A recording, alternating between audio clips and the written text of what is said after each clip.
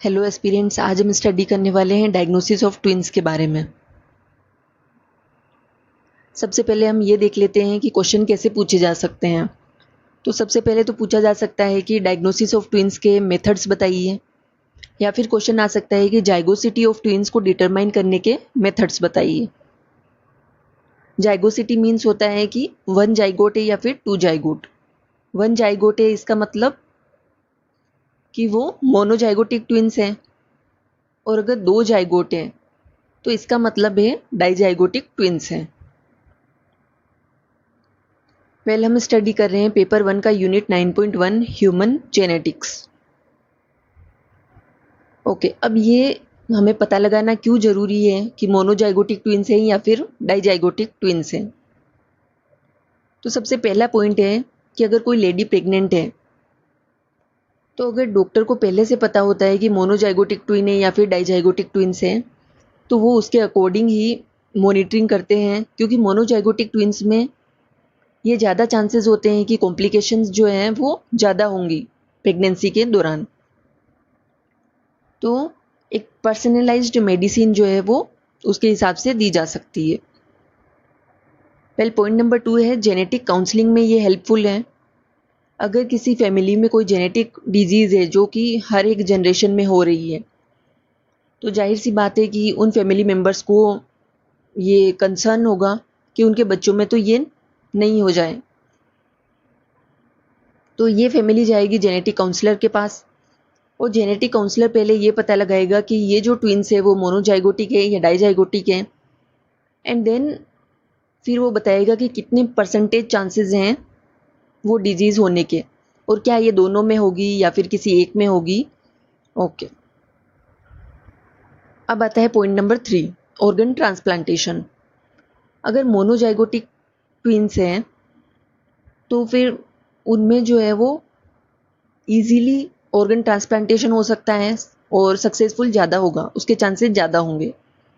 और dizygotic twins हैं तो फिर सक्सेसफुल होने के चांसेस कम होंगे, और डॉक्टर और जो फैमिली मेम्बर्स है उसके अकॉर्डिंग इन्फॉर्म्ड डिसीजन ले सकते हैं कि क्या करना है आगे। ओके, अब हम ये देख लेते हैं डायग्नोसिस ऑफ ट्विन्स के मेथड्स। सबसे पहला है similarity method, second is DNA fingerprinting method, and the third one is placental method. सबसे फर्स्ट देख लेते हैं सिमिलैरिटी मेथड। तो सिमिलैरिटी जो है वो दो तरीके से हो सकती है। जेनेटिक मटेरियल या फिर जेनेटिक फीचर्स में सिमिलैरिटी हो सकती है। फॉर एग्जांपल ब्लड, जैसे मोनोजाइगोटिक ट्विन्स हैं तो उनके ब्लड ग्रुप सेम हो सकते हैं और सीरम प्रोटीन उनकी सेम होगी, एचएलए सिस्टम में सिमिलैरिटी होगी। तो दैट मीन्स वो क्या है, अगर इन क्राइटेरियाज में सिमिलैरिटी मिलती है इसका मतलब वो क्या है, मोनोजाइगोटिक ट्विन्स है। सीरम प्रोटीन बेसिकली ब्लड का ही एक कंपोनेंट है, and HLA system is related to immune system. और दूसरा होता है कि सिमिलैरिटी हो सकती है फिजिकल सिमिलैरिटी, जैसे कि अगर मोनोजाइगोटिक ट्विन्स हैं तो उनका जो फिजिकल फीचर्स हैं वो सेम होंगे, जैसे eye colour, hair colour, height, जबकि डाइजाइगोटिक ट्विन्स में ऐसा नहीं होता है। ओके, अब हम सेकंड मेथड देख लेते हैं, DNA fingerprinting and VNTR. DNA fingerprinting क्या है? तो ये एक लेबोरेटरी टेक्निक है जिसमें डीएनए के जो पैटर्न्स हैं उनको ऑब्जर्व किया जाता है और एक इंडिविजुअल को दूसरे इंडिविजुअल से डिफरेंशिएट किया जाता है। ओके, तो डीएनए फिंगरप्रिंटिंग का यूज केसेस कहाँ कहाँ पे हैं, डीएनए टेस्टिंग का यूज केसेस कहाँ कहाँ पे हैं? तो डायग्नोसिस ऑफ ट्विन्स में, क्रिमिनल इन्वेस्टिगेशंस के लिए यूज होता है, paternity testing, disease research, archaeology में इसका यूज होता है। नाउ हमने 3 जो मेथड की बात करी थी उसमें डीएनए फिंगरप्रिंटिंग मेथड जो है वो सबसे ज़्यादा एक्यूरेट मेथड है। तो हम डीएनए को 2 भागों में बांट सकते हैं, bulk DNA and satellite DNA. Now question आता है बल्क डीएनए क्या है? तो हमारी बॉडी में जितना भी डीएनए प्रेजेंट है उसका 99% डीएनए जो है वो कहलाता है बल्क डीएनए, क्योंकि ये जो 99% डीएनए है वो सभी इंडिविजुअल में सेम ही होता है। अगर सेम है तो इसका यूज़ तो हम डीएनए फिंगरप्रिंटिंग में कर नहीं सकते। दैट मीन्स सैटेलाइट डीएनए जो है वो यूज़ होता है डीएनए फिंगरप्रिंटिंग में, जो कि केवल 1% डीएनए होता है। दैट मीन्स हम जितने भी इंडिविजुअल्स हैं उनमें 1% डीएनए डिफरेंट है, वो यूनिक है, और उसी के बेसिस पे किया जाता है डीएनए टेस्ट। और ये जो सैटेलाइट डीएनए है वो सभी में डिफरेंट होता है, और दूसरी इसकी खास बात है कि ये रिपीटेटिव होता है डीएनए। फॉर एग्जांपल डीएनए के जो नाइट्रोजन बेसिस हैं, adenine, thymine, cytosine and guanine. Satellite DNA में क्या होता है कि ये जो नाइट्रोजन बेसिस हैं वो रिपीट होते हैं। किसी में एटीसीजी रिपीट होता है, किसी में सीटीजीए, इस तरीके से इनके सीक्वेंसेस चेंज हो जाते हैं एंड रिपीटिशन चलता रहता है। ओके, आपको डीएनए दिख रहा है, उसमें 2 सेक्शंस दिख रहे हैं। जो ब्लैक सेक्शन है डीएनए का वो प्रोटीन बनाता है और उसे हम जीन कहते हैं, और जो दूसरी तरफ है वो डीएनए प्रोटीन नहीं बनाता है, और यही डीएनए काम आता है डीएनए टेस्टिंग में। ये प्रोटीन सिंथेसिस नहीं करता है और इसको हम सैटेलाइट डीएनए कहते हैं।